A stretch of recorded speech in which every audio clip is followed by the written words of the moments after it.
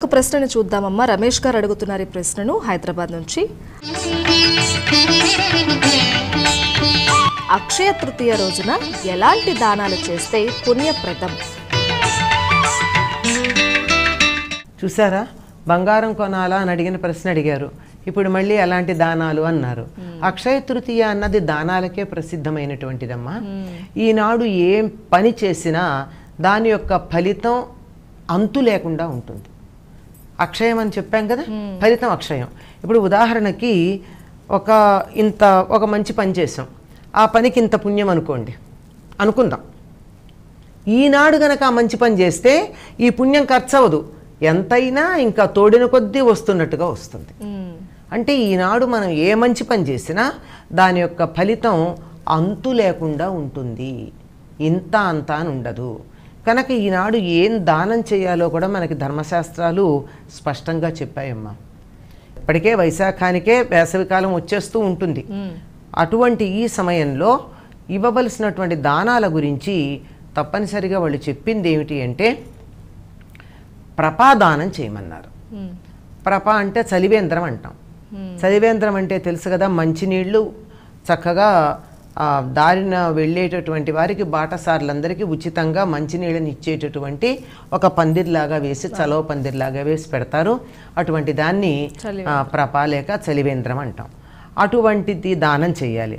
అంటే నాకు అంత శక్తి లేదు, చలివేంద్రం అంటే నేను ముందర అక్కడ 4 కుండలు పెట్టడం దానికేం సమస్య లేదు, నీళ్లు నింపడం అంతకన్నా సమస్య లేదు. కానీ ఉన్న నీళ్ళు అందరికీ ఇవ్వడం, ఖాళీ అయిపోతే నింపడం, ఇవన్నీ చేయడానికో మనిషిని పెట్టాలి. ఇదంతా చేయగలిగిన సామర్థ్యం లేకపోయిందనుకోండి, నాకు అందరికీ ఉంటుందని కూడా చెప్పలేం కదా.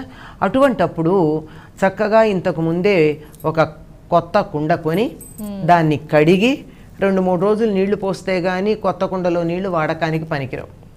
ఎందుకంటే మొదటి రోజేమో కొద్దిగా అనిపించినట్టు ఉంటుంది, కొంచెం మట్టి వాసన ఉంటుంది.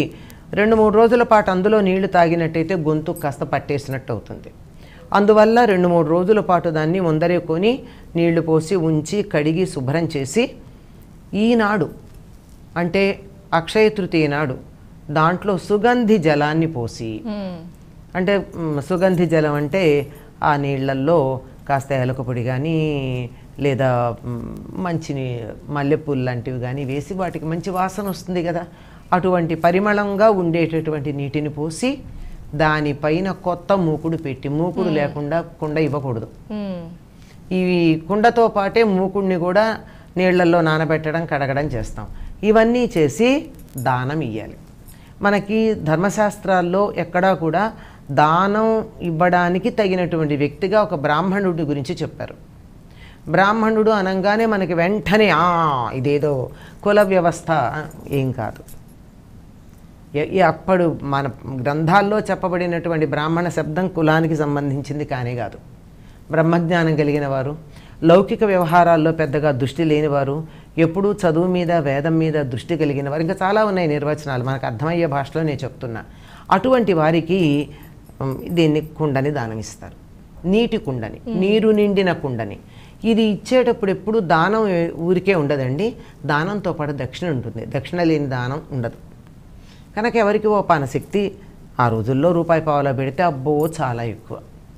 ఇప్పుడు దానికి సంబంధించి 500 పెట్టినా ఆ విలువ రాకపోవచ్చు. కానీ ఎంత ఉంటే అంత, ఓపిక లేకపోతే ఇప్పుడైనా రూపాయి పెట్టండి, ఒక కుండ ఇచ్చి, నీటి కుండ. ఇది ప్రధానం. ప్రప చేయకపోయినా, మొత్తం చలివేంద్రాన్ని ఇవ్వలేకపోయినా నీటి కుండనైనా దానం చేయడం. ఇది దీంతో పాటుగా తెల్లని నూలు వస్త్రాలు ఇవి దానం చేయాలి. గొడుగు, తర్వాత చెప్పులు, ఇవి ప్రధానంగా ఈనాడు దానం చేయవలసినటువంటి వస్తువులుగా చెప్పబడుతూ ఉన్నాయి. ఎందుకంటే రాబోయేటటువంటిది వేసవికాలం, ఎండ నుంచి రక్షించుకోవడానికి చేతిలో గొడుగు. పూర్వం తాటాకులు గొడుగులు ఉండేవి ఎండాకాలం వాడుకునేటందుకు. ఇప్పట్లాగా నల్ల రంగు గొడుగులు కాదు, తాటాకులే చల్లగా ఉండేవి. సరే, ఇప్పుడు రకరకాలు ఏవి ఉంటే అవి. చెప్పులు, ఎండలో నడిచి వెళ్ళడానికి చెప్పులు, ఇవి కూడా ప్రధానంగా దానం చేయాలని చెప్తారు. వీటితో పాటుగా పెరుగు కుండ, పెరుగన్నం, తీపి పదార్థాలు, లడ్డూలు. ఏదో దీనికి సంబంధించిన కథలో ఒక ఆయన ఆ లడ్డూనే దానం చేసినందువల్ల మరుజన్మలో రాజై పుట్టాడు అని కూడా చెప్తారు. కనుక తీపి మధుర పదార్థాలు, ఎందుకంటే వేసవి కాలంలో కొంచెం తీపి తగులుతూ ఉండాలి నోటికి, లేకపోతే శరీరంలో ఉన్నటువంటి శక్తి అంతా కూడా వెళ్ళిపోతూ ఉంటుంది. కనుక తీపి పదార్థాలు ఇవి దానం చేయాలన్నారు. ఏవి దానం చేసినా మంచిదే. వీటితో పాటుగా ప్రధానంగా చెప్పింది ఏమిటంటే సువర్ణ దానం, బంగారాన్ని దానం చేయమన్నారు. ఈ బంగారం దానం చేసినందువల్ల అంతులేనటువంటి ఫలితం వస్తుంది. మామూలుగా అయితే బంగారం దానం చేస్తే ఎంత దానం చేస్తామండి, ఎంత మామూలు వాళ్ళం, ఎవరో రాజులు చక్రవర్తులు అయితే ఎక్కువ చేయగలరు, కానీ మనలాంటి వాళ్ళం ఎంత చేస్తాం. కనుక ఈనాడు ఇంత చిన్న బంగారం అంటే అతి తక్కువ తూకం అన్నమాట, 1 గ్రాము అంతకన్నా తక్కువ అనుకుంటా, అంత బంగారం దానం చేస్తే కూడా ఇతర సమయాలలో ఎంతో బంగారం దానం చేసిన ఫలితం వస్తుంది. ఏదో కుండ అంటే ఇవాళ ఒకటి ఇచ్చాం, ఇంకో రోజు 10 కూడా ఇవ్వగలుగుతాం. చెప్పులంటే ఇంకో 4 జతలు ఇవ్వగలుగుతాం, కానీ బట్టలంటే ఇంకో 10 జతలు ఇవ్వగలుగుతాం. కానీ బంగారం మరింత ఇవ్వగలమా? కనుక నేను కొద్దిగా బంగారం దానం చేస్తే కూడా అంతులేని బంగారం దానం చేసిన ఫలితం కావాలి అంటే ఈనాడు కొంచెం బంగారం దానం చేయాలి. తప్పనిసరిగా ఈనాడు బంగారం దానం చేయాలి అని చెప్పి మనకి శాస్త్రాలు చెప్తున్నాయి. సువర్ణ దానానికి అంతులేనటువంటి ఫలితం ఉంటుంది, మామూలుగా చేయలేం. కనుక ఈ రకంగా దానాలకి ప్రాధాన్యం ఉన్నటువంటి రోజు ఈ అక్షయ తృతీయ.